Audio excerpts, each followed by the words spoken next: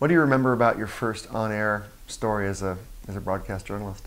You know, I got my break on a show called the McCrary Report, and the executive producer and the anchor was Bill McCrary, who is a kind of an icon in New York news.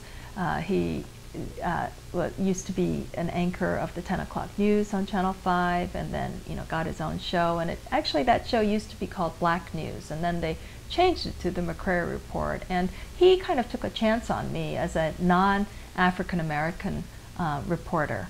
And at the time, I was hired to just cover any kinds of stories. And then this was like in the early 90s, and the boycott of the Korean-owned grocery stores in New York broke out. And so there I was, just kind of uniquely positioned as actually the only Korean-speaking broadcast reporter in New York, covering this story that had great sort of national kind of interest. And so I was able to do a lot with that story, and kind of cut my teeth on that. And that was my first broadcast experience. At the time also, I remember looking to do interviews just for myself as a reporter, noting that there was a lack of Korean community kind of voice. And so that kind of informed, years down when I helped to start KACF, that this was also part of why